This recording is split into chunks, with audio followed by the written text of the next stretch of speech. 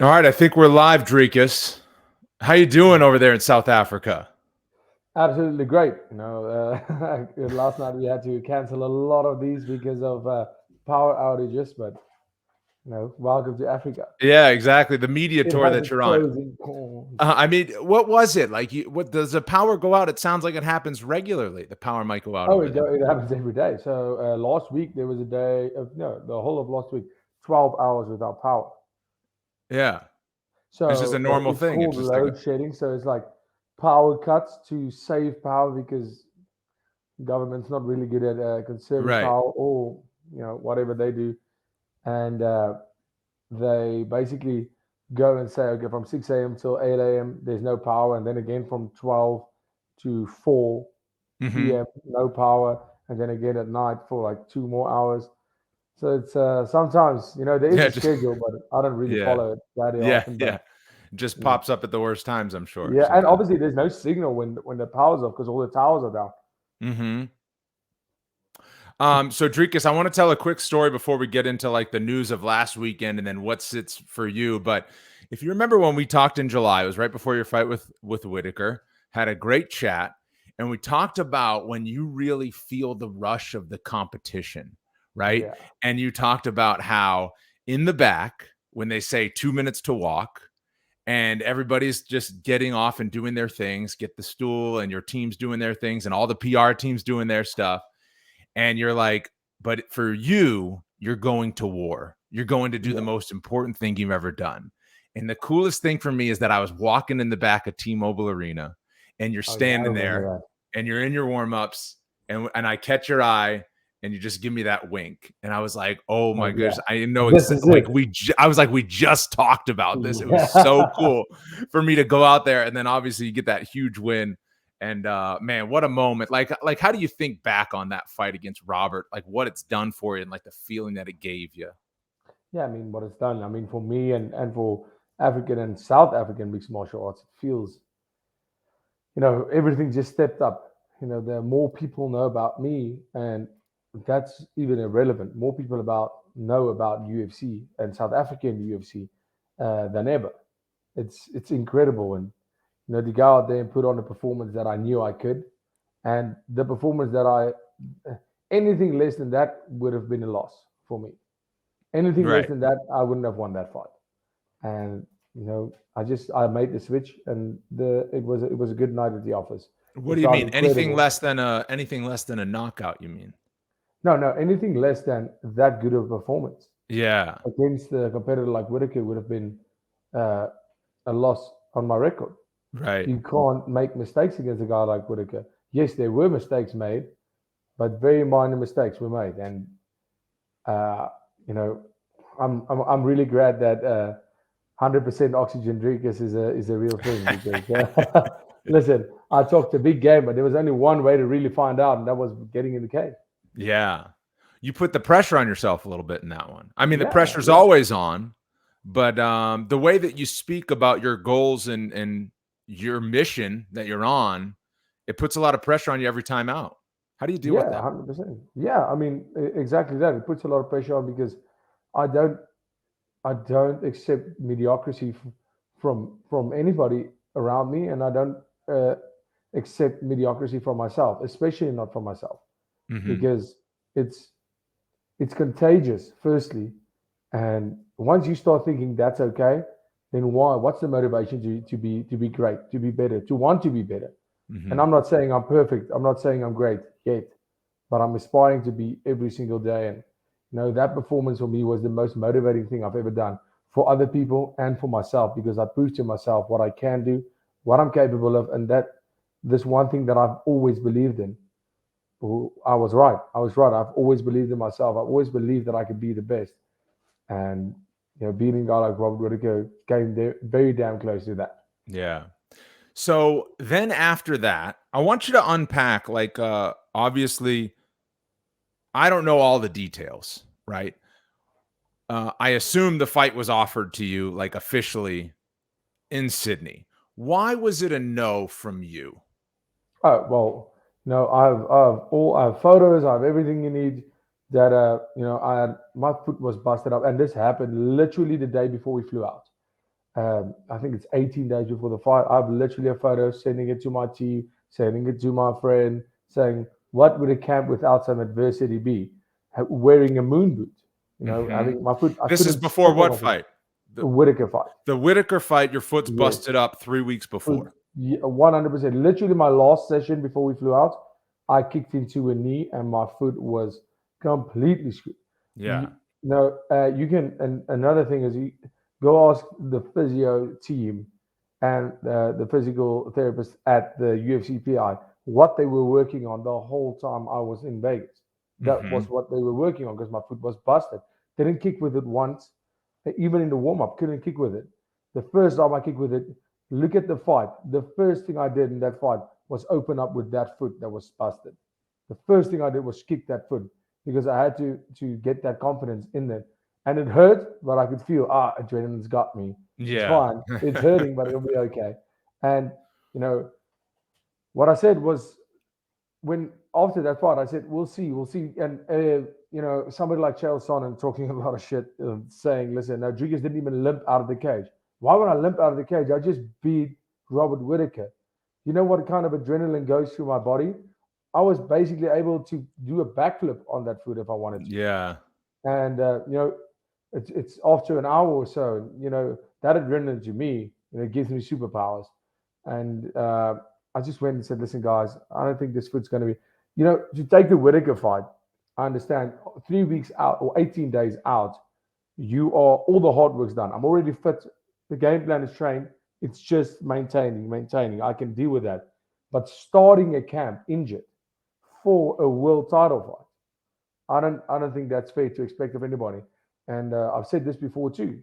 The whole thing with PJ Dillashaw hurting his shoulder in camp and not letting the UFC know. They were pissed off at him because he had a terrible performance. Right. Because he couldn't train with his shoulder. Sure. So now I go and I keep the company happy and say, listen, I'm injured. I can't fight in 7 weeks' notice, even though I fought 3 times in the last 7 months. And, I get criticized for that too. So what do you want from me? I don't know. What is it that you want? Should I fight injured? Should I not declare the injury? Should I fight injured? Or should I say, listen, I can't start my camp. If I was 3 weeks out from that fight and that exact same injury happened, you never even would have heard of it because, it doesn't matter. Right. But, starting a camp injured, not being able to kick. I only started kicking 2 weeks ago. It's 6 weeks after the injury. Yeah. I only started kicking 2 weeks ago. So you want me to go into a title fight like that? Yeah. Against quite a kicker, right? Quite a kicker. I mean, and I'm a kicker too. Right. I like to kick as well. Right. So, I'm not criticizing the UFC. I'm not criticizing Dana at all. I just feel that, I don't know why they are so pissed off at me. Booking a fight 7 weeks after a fight with Robert Whittaker it doesn't make the most sense. Right. It's a challenge. I want to get into this. It's a challenge no matter what. Like if you sparked Whittaker, you were full bill of health, you spark Whittaker in a minute, it's still a challenge to turn around and fight an even more important fight on potentially not a full camp. Yeah. And, we've seen Adesanya do this. He has scheduled his fights shortly after other fights. Marvin Vettori won in April, fought for a title in June, right? Like 60-day turnaround. Adesanya was ready. He had the date. It was Marvin Vettori coming off the win in April. Boom, title fight. And there's the pressure to take that. What kind of pressure did you feel to take it? Was there ever a chance that you might say yes? Or was it just a flat no, No. I guess so. And the only reason I wanted to say yes is because I knew this was probably going to be a thing. Yeah. And I just realized, listen, I'm not in this for anything else than being the greatest. And the reason I believe I will be the greatest is because I work harder than anybody else. And if I'm injured, I can't do the work that I know I can do. And like I said, fighting injured is something that's probably always going to happen. I don't know about too many fights that have not been injured or to some extent. But starting a camp injured, I feel it's silly. starting a camp injured for your world title fight, something I've been working towards my whole life. It's unfair. It's I went out there and I beat Robert Whittaker convincingly. They didn't do me any favors by giving me a title shot. I earned that title shot. And right now, I feel like I'm being penalized for not taking that fight. And yeah, if that's the case, so be it. Yeah. Did you think it was going to be like, so you're saying maybe there was a chance because you kind of acknowledge it was a gamble? I say, no. What I'm saying is, it's just, your own mind. Like, listen, Right. maybe if I don't take this fight, they're never going to give me my opportunity. Right. And I just went like, listen, I'm not being outrageous here. It's not like I'm a guy that turned down fights. In fact, every time they've asked me to help out with the Calvin Gastelum fight, with the Brunson fight, somebody's out. I say, cool, let's step up, let's go. I've had turnarounds all the time. Like I said, I fought 3 times in 7 months. Mm-hmm. I fought Brad Tavares, I fought Darren Till, and I fought Derek Brunson. And for me, that was 8 months, yeah. And for me, they've never found, even the Whittaker fight. I literally went and said, I thought I was going to get the easy fight before Whittaker. I thought that was what's going to happen because of the hype. And they phoned and said, listen, they want to do Whittaker. And I said, well, okay. I said, if that's the guy to beat, that's the guy to beat. Right. I've never given them a hard time about purse. I've never given them a hard time about an opponent trying to get somebody easier. Not once. So, for me, my mind playing tricks. Everybody's mind does that. Like, listen, this is your title fight. Maybe you should take this opportunity. And Sean Strickland should take the opportunity. He's ranked number 5. And I would have done that if I was ranked number 5.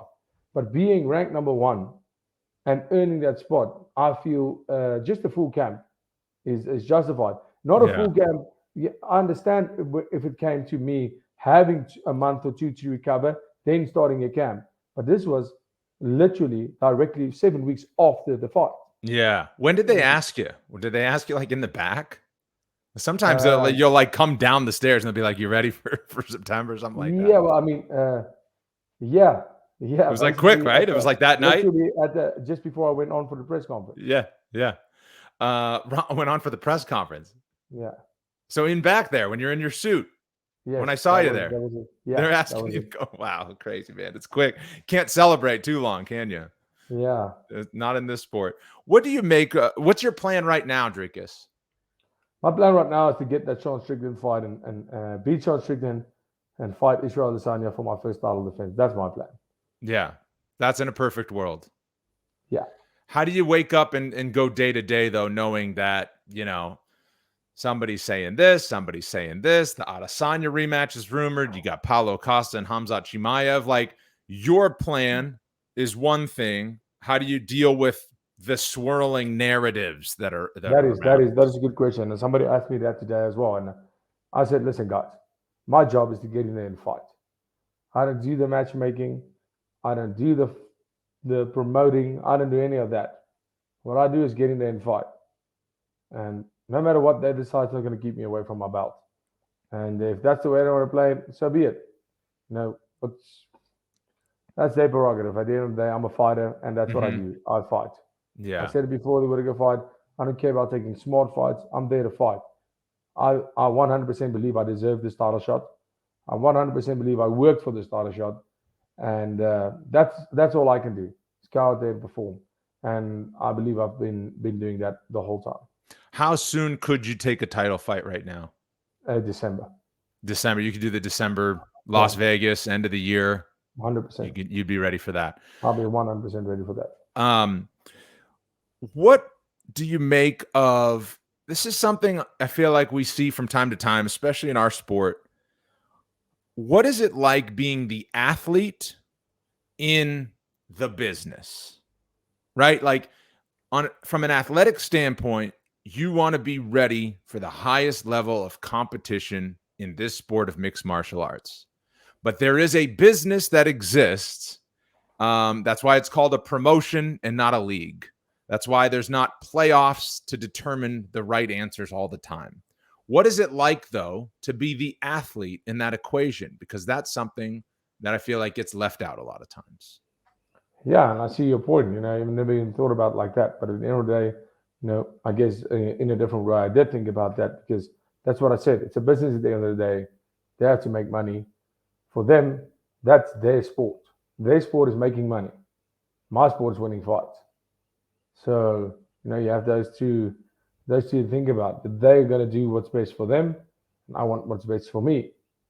And hopefully we meet somewhere there in the middle because yeah, like it or not, um, you know, I want to be the UFC world champion, and I'm willing to do whatever it takes to get there. So for me, the UFC, I honestly believe that I've performed. I've done what is expected of me as a UFC fighter and as a champion, and that's about that. That's what I can do. Mm-hmm.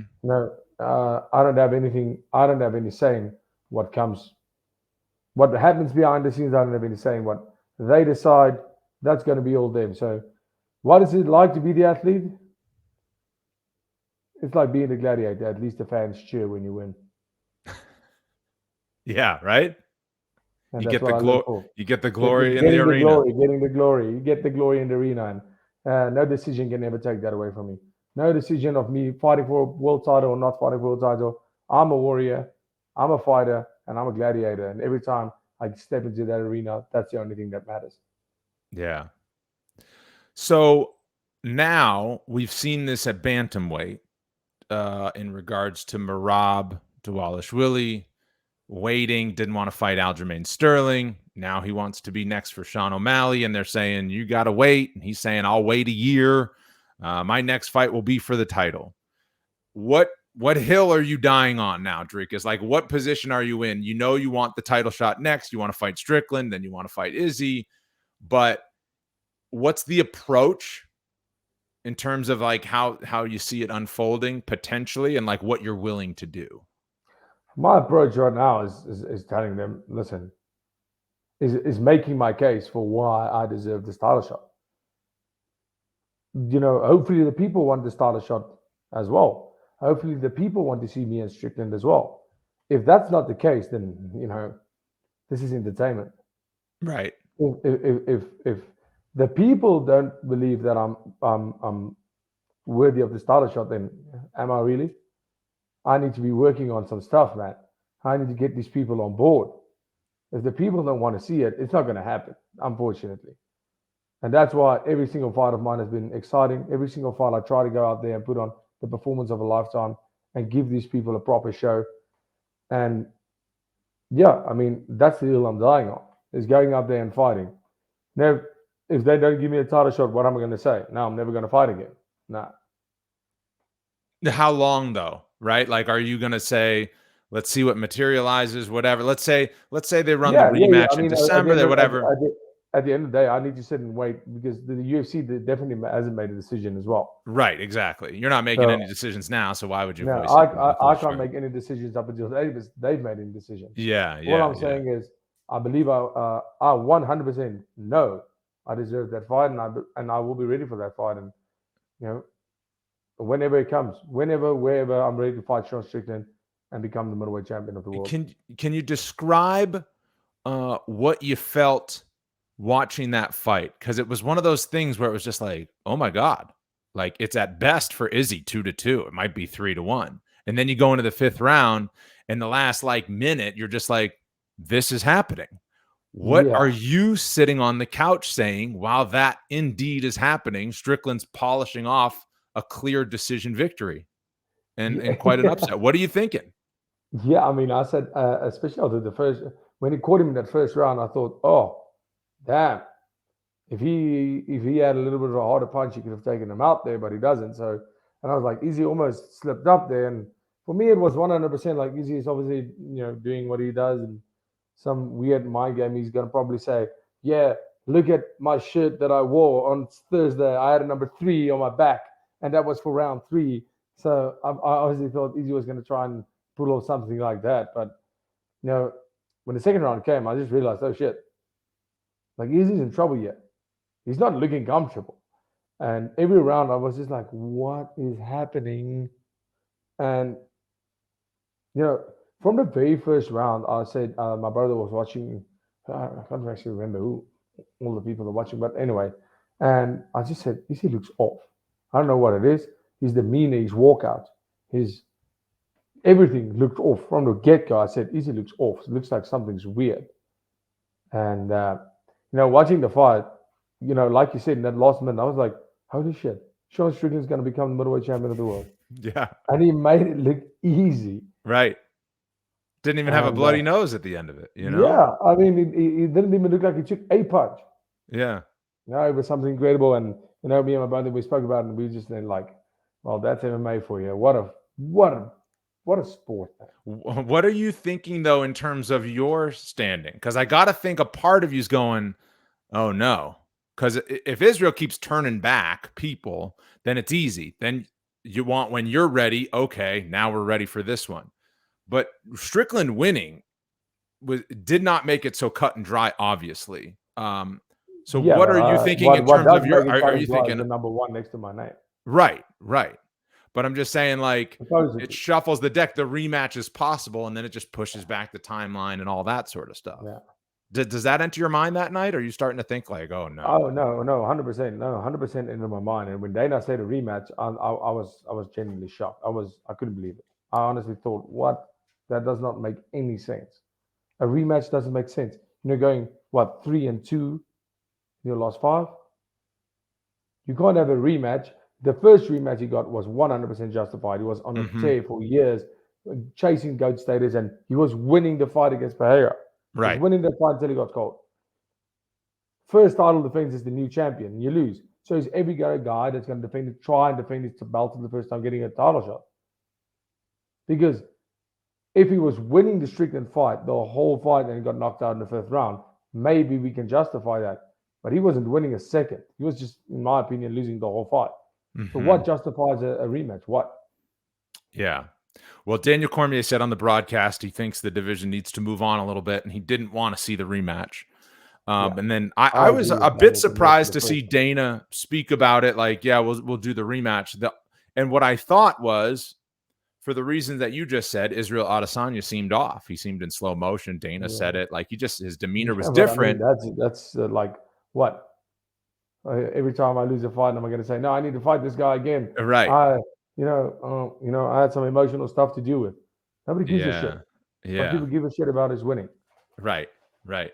I wonder though if it is enough to get him a rematch, because let's say he's dealing with something and it comes out and whatever. And listen, Dricus, I'm not trying to build a case against you. I'm just saying, Israel Adesanya has fought so much as a champion that he's built some equity within the company. There's no denying that, right? Like he's headlined a lot of events. I'm not denying that at all. Right, exactly. But I mean, I think the company did him a huge favor by doing the rematch with Pereira. Right. I think that was your get out of jail free card. Yeah.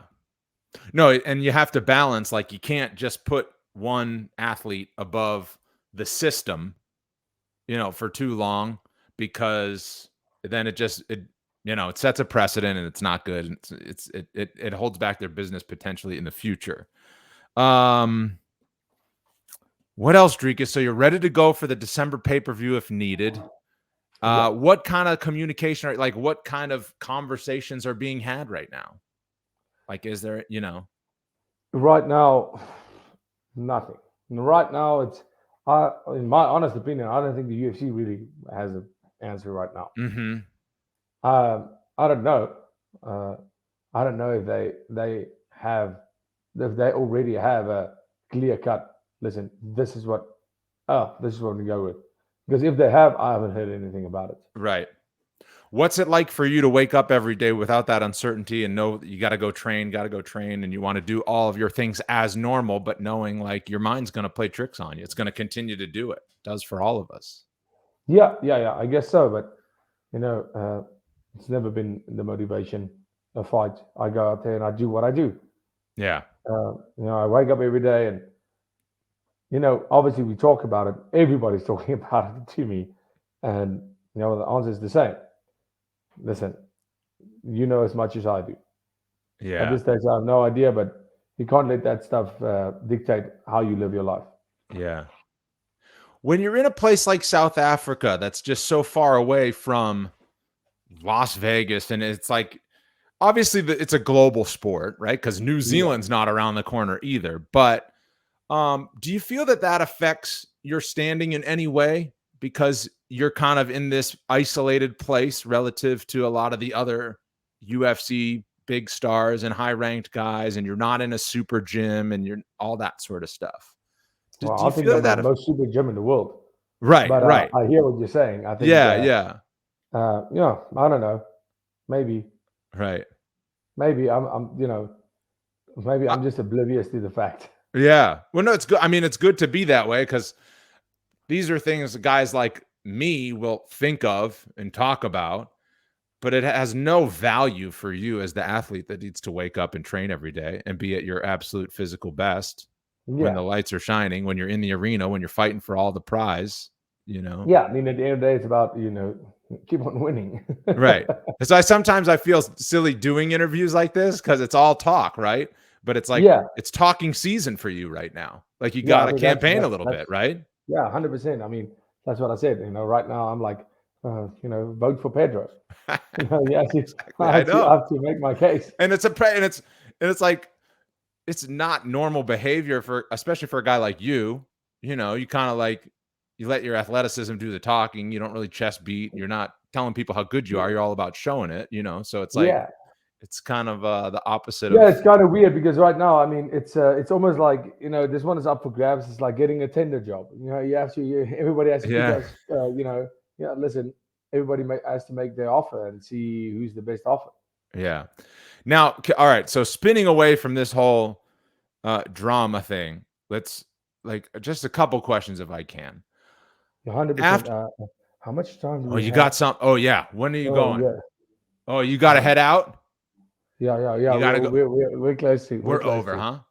Yeah. Just tell me what habits you built based on the win. Like, what door did it open to like make you even better? A lot of times people, instead of climbing up to, some top of the mountain, number one ranked guy or whatever, a lot of times people say it motivates me more or it uncovered 100%. something else. Right. So And, now I'm like, it opened a door that I'd never seen before. Can you just describe what that kind of is like for you? the biggest door this opened for me is the fact that believing in the system, our system, the system I train in, my Mm-hmm. gym, my team, my coaches, even more because we came up with a strategy to beat Robert Whittaker and we did it in spectacular fashion. And it just gave me more confidence and it gave me more motivation because obviously people went, wow, Dricus is so good right now. He looked amazing. And I was like, well, now I know how to look amazing. And I felt at home in the cage. And I was like, I can't wait for the next show. I can't wait. So right now, the best thing that's came from this is the motivation to go out there and people have to be even more shocked in my next performance. And I can't wait Yeah. to do it. Wow. Awesome, man. It's great to hear you say that. Hey, I want to thank you for including me on this media campaign tour that you're on, man, because I know you're talking with like Bisping, you're off to Ariel Helwani, Yeah. and it makes me feel good that, you said I'll come on your show too, Dricus. Man, It I was a asked for you great in chat in person, man. It's July. been amazing. And I appreciate Thanks, you. man. Thank you. Yeah, awesome, Dricus. Have a great one, and can't wait to see where you end up next, man. I'm hoping the best for you. Appreciate you, All sir. right, Have man. a good one. Have a good one, Speak to you bud. soon. Cheers. Good to see you. All right, Dricus Du Plessis there live on Fitz Nation. How about that? I'm sitting here this morning. No, I'm recording with Dricus, and I just thought, why don't I hit that little button and do it live, as they say. So maybe we'll have more of that, and I'll polish off an episode. Well, maybe we'll just leave it there. But I'll tell this quick story for those of you that weren't watching at the beginning. But yeah, we had a great chat this summer when our haircuts were just about the same, and it was at the podcast studio at the UFC Apex. And I had never met Dricus face to face before because I had never called any of his fights. But obviously, on this show, it's more about the journeys of the fighters, the habits that kind of build them to what they want to be, and not necessarily, the news of the day and the campaigning for the title shot and all this other sort of stuff. So, talk to him about like what the best moment is for him when he, is getting ready to go out for the fight, like when he feels that adrenaline rushing through his veins. And, he said when it was like 2 minutes to walk, everybody's going about their normal day and you're getting out there to go fight in a cage. You're getting out. And he says his goodbyes to his family before every fight. Like, if anything should happen, thank you, love you, goodbye. Like I'm going away forever type of goodbye. So it was pretty awesome to hear. The full episode is on my podcast channel and on UFC Fight Pass. And there's a clip right here on the UFC or on my YouTube channel of our chat from July. And then obviously you heard what was just there. I'm just reading through these comments right now. So thank you for following along during the live stream. And I promise I'll do more of these. I hope if you hadn't heard about my YouTube channel, then I hope this got you on board a little bit and you can check out some of the behind the scenes stuff. And I'm just seeing a comment from Ricky. His interview with Ariel was scheduled 11 minutes ago. And that's why I had to thank him. He's putting off Ariel Helwani going live on the MMA Hour to be live with me on Fitz Nation. So that was great. Thank you, everyone, for listening. Go check out my podcast. If you haven't already, I have interviews with a lot of different UFC athletes that I've been doing over the last several years. And they dig deeper into the journey instead of the he said, she said, I should fight this next, I should do this next, and whatever. And how's your weight cut and all the standard questions. We get into deeper topics. So I hope you enjoy it if you're just discovering it. And if you're a fan, then of course, thanks as always for listening. I got to head to the UFC Apex right now, as a matter of fact. So I'll see you on UFC On the Line and various other UFC productions, and enjoy your day.